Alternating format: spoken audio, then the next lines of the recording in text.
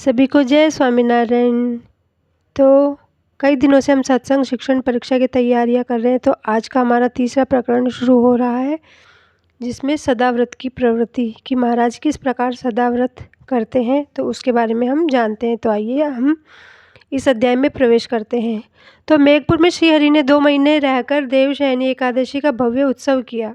इस गांव के मुख्य मार्ग से द्वारिका जाने वाले हजारों यात्रियों के लिए श्रीहरि ने मेघपुर में सदाव्रत अन्न क्षेत्र का आरंभ किया। माणावदर, सरदार, फणेनी, अगरताई तथा लौज में भी सदाव्रत आरंभ हो चुके थे। प्रतिदिन सैकड़ों मुमुक्षु सदाव्रत के लिए आते थे। प्रासादिक अन्न पाकर वे कृतार्थ होते थे। सदाव्रत के लिए आने वाले लोग अवश्य पूछते थे कि सदाव्रत किसकी ओर से दिया जा रहा है। जब उन्हें बताया जाता कि भगवान स्वामीनारायण की ओर से दिया जाता है, तो वे कौतूहलवश श्रीहरि के दर्शन के लिए जाते और उनसे आकृष्ट होकर सत्संगी बन जाते थे। कई साधु बाबा वैरागी श्रीहरि के शिष्य बनकर रह गए। कुछ लोगों ने तो श्रीहरि का नाम सुनते ही समाधि लग जाती और वे अपना पंथ छोड़कर उनके चरणों में त्यागी होकर रह गए। परंतु कुछ राग द्वेष वाले वैरागी क्रोधित होकर कहने लगे कि इस जीवन मुक्ता के पास जादू का गुटका है, उसके द्वारा वे लोगों को बहकाते हैं। जादू टोना करके वे भोले भाले शिष्यों को फंसाकर अपने आश्रित बना लेते हैं। इसलिए जहाँ भी इनके सदाव्रत हों, उस स्थान को तोड़ देने चाहिए और अनाज लूट लेना चाहिए। उनके साधुओं की माला जनेऊ तोड़ देनी चाहिए और पूजा सामग्री फेंक देनी चाहिए।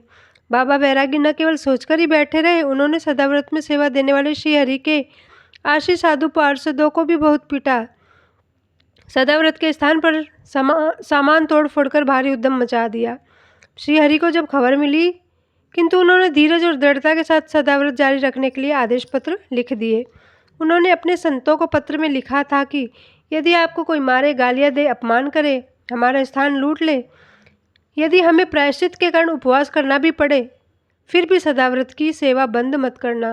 सच्चे साधुओं को सहनशील होना चाहिए। अनंत मुमुक्षुओं का कल्याण करना हमारा कर्तव्य है, इसलिए हमें क्षमाशील रहना चाहिए। निराश न होकर धैर्यपूर्वक प्रभु स्मरण करते हुए सेवा कार्य जारी रखें। संतों ने श्रीहरि का आदेश शिरोधार्य करके सेवा के क्षेत्र पर ताले नहीं लगाए। माणावदर में जन्माष्टमी करके श्रीहरि भाडेर पधारे। यहाँ राजकुमार वागजी भाई और पातल भाई के यहाँ कपिला षष्ठी, दशहरा और अन्नकूट उत्सव किए गए। इस प्रकार सदाव्रत की प्रवृत्ति श्रीहरि ने चलाई। यह हमारा अध्याय पूर्ण हुआ। इससे अगला है दूध से मीठी छाछ। तो आइए अब देखते हैं कि दूध से मीठी छाछ कैसे हो सकती है। तो भाडेर एक छोटा सा गांव है। यहाँ श्रीहरि के शिष्य पातल भाई नामक एक हरिभक्त परिवार के साथ रहते थे। उनके और उनकी पत्नी के हृदय में महाराज के प्रति अपार श्रद्धा का भाव था। वे सोच रहे थे कि श्रीहरि हमारे गांव में पधारे हैं, परंतु वे तो बड़े बड़े जमींदारों के यहीं ठहरेंगे। हमारे ऐसे भाग्य कहाँ कि प्रभु हमारे घर पधारे। परंतु सर्वज्ञ श्रीहरि उनका भाव कैसे छुपता। दूसरे दिन सूर्योदय के समय श्रीहरि स्वयं पातला भाई के घर आ पहुँचे। छोटी सी झुग्गी में अंधकार फैला हुआ था। बरामदे में मामूली सा उजाला था।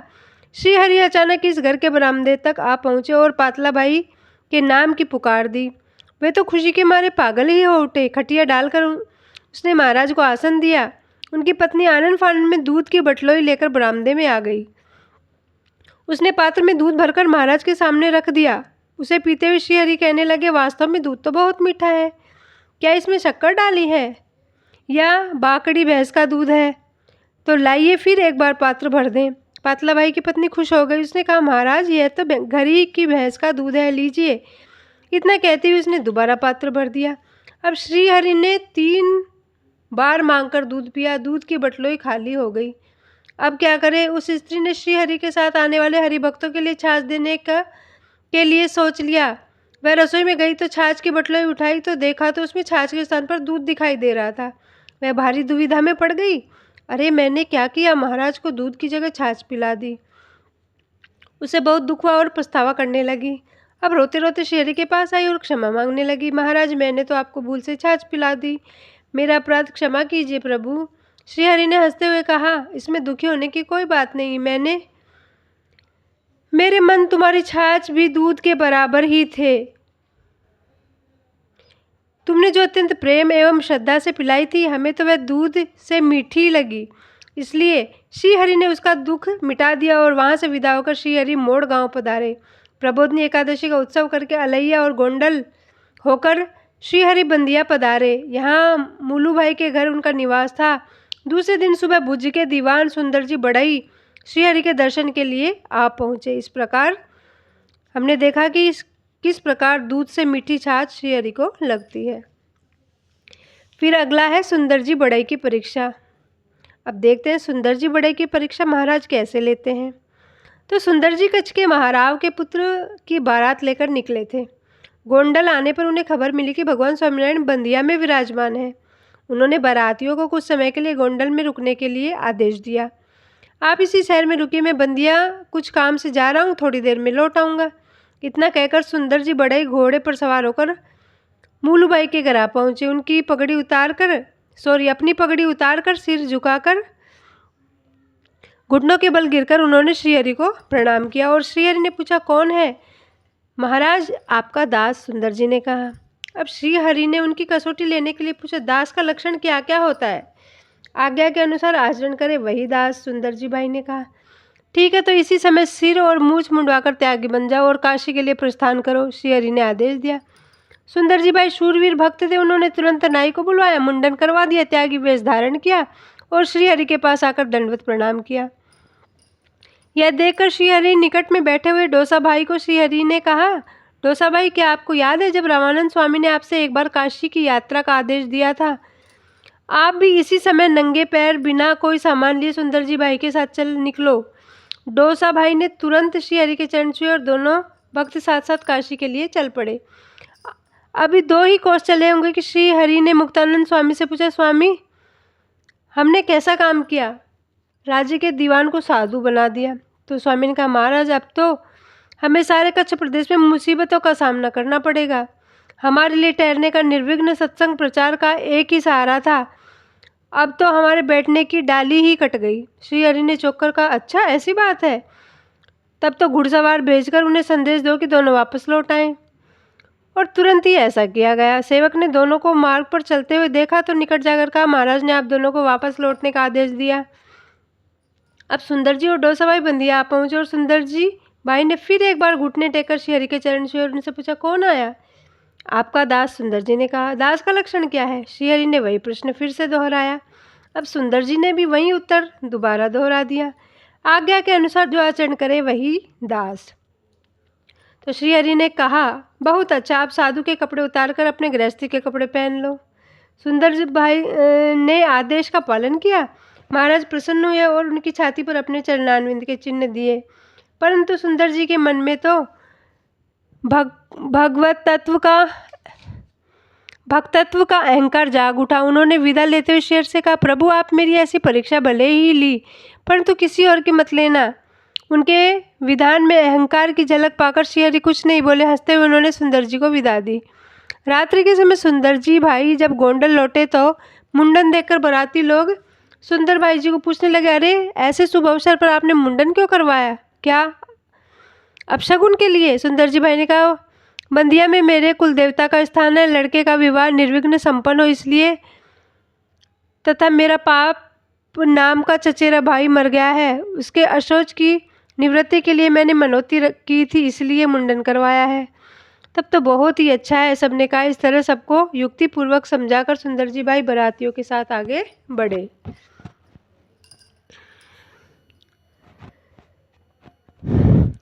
फिर इस प्रकार हमें पता चला कि सुंदर जी बड़े की परीक्षा श्रीहरि किस प्रकार उन्होंने ली। फिर अगले अध्याय में प्रवेश करते हैं जिसका नाम है मूलजी सेठ की परीक्षा, मूलजी सेठ की रक्षा। तो अब देखते हैं मूलजी सेठ की रक्षा कैसे महाराज कर रहे हैं। तो महाराज, मेरे गांव पधारिए। मेमका नाम के मूलजी सेठ ने श्रीहरि से प्रार्थना की, परंतु उपस्थित हरिभक्त बोल उठे, हे प्रभु, आप मेमका मत जाइए। वहाँ ये मूलजी सेठ हंसराज, सुथार शामो, अगोलो और शामो कंसागरो, इन 4 को छोड़कर से सारा गांव आपसे द्वेष करता है। वहाँ के लोग आपको बिना कारण परेशान करेंगे। श्रीहरि ने मूलजी सेठ का सद्भाव और भक्ति देकर कहा, सेठ, आप जाकर तैयारी करें, हम आते हैं। अब श्रीहरि विचरण करते हुए कार्याणी होकर मेमका पधारे। मूलजी सेठ ने पूरे भक्तिभाव से श्रीहरि का अपूर्व स्वागत भी किया। यहाँ श्रीहरि ने 3 दिन तक निवास किया। मूलजी सेठ अन्य हरिभक्तों ने श्रीहरि तथा संतों की अच्छी तरह सेवा भी की। विदा के समय चारों हरिभक्त एक कोस तक श्रीहरि को विदा करने के लिए गए। अलग होते समय श्रीहरि ने कहा, सेठ आप चारों हरिभक्त यथाशीघ्र इस गांव को छोड़कर कहीं चले जाना। अपनी सारी संपत्ति लेकर घर जमीन आदि बेचकर 20 दिन के भीतर यहाँ से चले जाना। मेरे पांव छूकर यह प्रतिज्ञा करो कि तुम मेरी बात मानोगे। चारों हरिभक्तों ने महाराज के आदेश से उनके पांव छूकर यही प्रतिज्ञा की। अब हंसराज भाई खोलड़ियाद गए। अगोलो और कांसागरो चाण पर गांव में चले गए। 15 दिन में मूलजी सेठ ने भी घर जमीन बेचकर लिमली गांव में निवास कर लिया। 21वें दिन गांव में बाबाजी गायकवाड़ी सेना लेकर वहां पहुंचा और बड़वान राज्य का गांव समझकर उसने सारे गांव पर कहर बरपा दिया और लूट चलाकर कई घरों को खाक में मिला दिया। श्रीहरि ने अंतर्यामी रूप से उन चारों हरिभक्तों की अपार रक्षा की। तो इस प्रकार मूलजी सेठ की भगवान रक्षा करते हैं। फिर अब अगला अध्याय आता है रघुनाथ दास और सत्संग से विमुख। तो अब रघुनाथ दास जी सत्संग से विमुख कैसे हुए ये हम देखते हैं। तो श्रीहरि विचरण करते हुए बोचासन, वरताल, जेतलपुर होते हुए अहमदाबाद पधारे। यहाँ नारायणगिरी गुसाई के मठ में उनका निवास था। यहाँ एकांत स्थान में श्रीहरि भी प्रसन्न थे। अहमदाबाद के कुछ हरिभक्तों ने आकर रघुनाथ दास के कृत्यों का वर्णन किया जो कि रामदास स्वामी के प्रत्यक्ष देखे थे। उन्होंने बताया कि रघुनाथ दास ने कई लोगों के मन में सत्संग के विरुद्ध जहर भर दिया। अपना पक्ष बलवान बनाने के लिए उसने छल कपट का सहारा लिया। ऐसी बहुत सारी शिकायतें सुनने पर श्रीहरि ने सोचा कि रघुनाथ दास को शांतिपूर्वक समझाने पर वह जरूर शांत हो जाएगा। एक दिन की बात है कि अपने शिष्यों के साथ श्रीहरि के पास आ पहुंचा। श्रीहरि ने उसे एकांत में बुलाकर गद्दी तकिए के आसन पर बिठाकर बड़े आदर और प्रेम से बातचीत करना आरंभ किया। फिर कहा, रामानंद स्वामी के पुराने शिष्य हो, ज्ञानी और समझदार भी हो, इसलिए आपको रामानंद स्वामी के आदेश के अनुसार ही आचरण करना चाहिए। आप सारी झंझटें क्यों नहीं छोड़ देते? आप सत्संग में अग्रणी बनकर मुक्तानंद स्वामी की तरह संत मंडल के साथ देश भर में घूम सकते हैं। आपको सबको सत्संग की महिमा कहो, प्रत्येक हरिभक्त को प्रसन्न करो। यदि आपको महंताई चाहिए तो हम तुम्हें महंत पद पर नियुक्त करने के लिए भी तैयार हैं। चाहो तो तुम अहमदाबाद के महंत बन सकते हो। परंतु रघुनाथ दास समाधान के लिए तनिक भी तैयार न था। वह तेवर बदलकर बोला, कल के आए हो तुम हमें उपदेश देने वाले कौन होते हो? यदि अपना हित चाहते हो तो हमारी आज्ञा में रहो। इतना कहकर वह चिल्लाकर बहुत कुछ उल्टी सीधी कहने लगा। कुछ ही पलों में जीवन मुक्ता कहाँ है चिल्लाती हुई द्वेषी वैरागियों की एक टोली मठ में घुस गई और श्रीहरि को मारने के लिए आई। डंडा, चिमटा, भाला, त्रिशूल धारण करके आए हुए वैरागी सीधे श्रीहरि के कमरे में जा पहुंचे। श्रीहरि ने पल भर में परिस्थिति भांप ली। उन्होंने रामदास जी को संकेत दिया कि दोनों तुरंत उसी पल खड़े हो गए और दूसरे दरवाजे से बाहर निकलकर देखते ही देखते मठ से अदृश्य हो गए। अब रघुनाथ दास क्रोधित होकर मुंह फुलाए गद्दी तकिए के सहारे बैठा रहा। उसे देखकर वैरागी मुखिया ने समझा कि यही जीवन मुक्ता है। उसने चिल्लाकर आदेश दिया है, ये रहा जीवन मुक्ता, मार डालो इसे। यह सुनते वैरागी रघुनाथ दास पर टूट पड़े। जिसके हाथ में जो था उसी से मार रहा था। सभी ने मिलकर रघुनाथ दास की जमकर पिटाई की और उसके शिष्य भी वैरागियों की झपट से नहीं बचे। दूसरे दिन श्रीहरि ने बड़े बड़े संतों और हरिभक्तों की इच्छा के अनुसार रघुनाथ दास को सत्संग से विमुख करने की घोषणा की।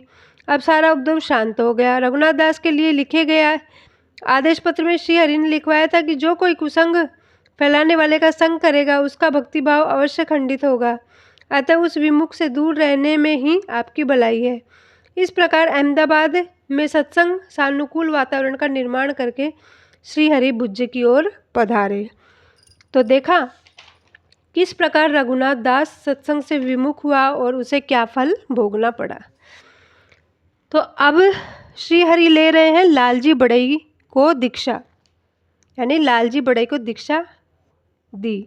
तो श्रीहरि अहमदाबाद में हठवध होकर भादरा पधारे। एक दिन संध्या के समय वशराम बड़ई अपने खेत में खुदाई कर रहे थे। उन्होंने सोचा कि खेत की मेड़ पर चींटियों ने मिट्टी का छत्ता बना लिया जहाँ लाखों चींटियाँ इधर उधर घूम रही थी। यह देखकर वशराम भाई ने सोचा कि अहो, आज जब धरती पर साक्षात पुरुषोत्तम नारायण तथा उनका ब्रह्मधाम प्रत्यक्ष विराजमान है, परंतु इन क्षुद्र जीवों को उनका संपर्क कैसे होगा और इन जीवों का कल्याण कैसे होगा, यदि मेरे पास सामर्थ्य होता तो अभी इन चींटियों को वैकुंठ में भेज देता।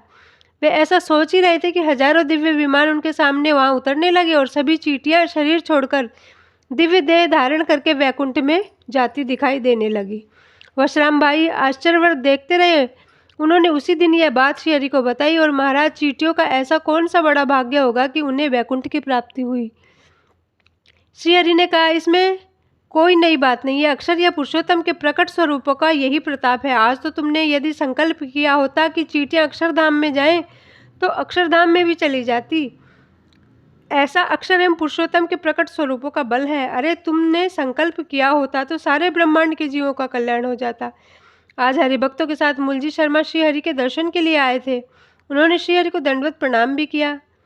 तब किसी ने पहचान कराते हुए कहा, प्रभु, ये मूलजी नए सत्संगी हैं। तो श्री हरि ने कहा, ऐसा तो आप समझते हैं, परंतु ये तो अनादिकाल से सत्संगी हैं। हमारे रहने का अक्षरधाम है। ये तीनों अवस्थाओं में हमारी ही मूर्ति का अखंड दर्शन करते हैं। श्री हरि की इस दिव्य वाणी को समझने के लिए उस समय एक भी हरिभक्त समर्थ नहीं था। भाद्रा में वसंत पंचमी का उत्सव धूमधाम से मनाकर श्री हरि शेखपाट पधारे। वहाँ लालजी बड़े के घर उनका निवास था।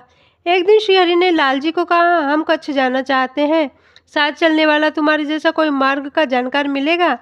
तो लालजी बड़े ने कहा, महाराज, यदि मैं आपके साथ चलूं तो। श्री हरि ने तुरंत सम्मति दी। अब लालजी पानी, पैसे और खाने की कुछ चीजें लेकर तैयार हो गए। दोनों कच्छ की ओर चल दिए। मार्ग में एक भिक्षुक मिला। श्री हरि ने तमाम खाद्य सामग्री उसे दिलवा दी। फिर एक प्यासा आदमी मिला तो प्रभु ने लालजी के पास जो पानी था प्यासे को पिलवा दिया। अब आगे चलकर कुछ चोर मिले जो श्री हरि ने लालजी के पास कच्ची सिक्के थे सभी चोरों को दिलवा दिए। अब लालजी के पास कुछ भी नहीं बचा, न पानी, न पैसा, न भोजन। आगे जब लालजी को प्यास लगी तो श्री हरि ने रण में समुद्र के खारे पानी से मीठा जल पिला दिया। और जब दोनों भाई अघोई की सीमा तक पहुँचे तो लालजी को आदेश देते हुए श्री हरि ने कहा, आप हमारे लिए भिक्षा ले आइए। परंतु यह तो लालजी की ससुराल थी। उनको भिक्षा के लिए जाने में कठिनाई महसूस हो रही थी, परंतु श्री हरि ने उनका गृहस्थी वेश उतारकर उसी पल भागवती दीक्षा दे दी और नाम बदलकर स्वामी निष्कुलानंद जी रखा। अब श्री हरि के लिए उन्होंने अपने ससुर के घर जाकर भिक्षा की आहलेख जगाई। इस प्रकार किसी न किसी निमित्त श्री हरि मुक्तों और मुमुक्षुओं को अपने आध्यात्मिक अभियान में जोड़ रहे थे। इस प्रकार हमारा तीसरा प्रकरण पूरा हुआ। सभी को जय स्वामीनारायण।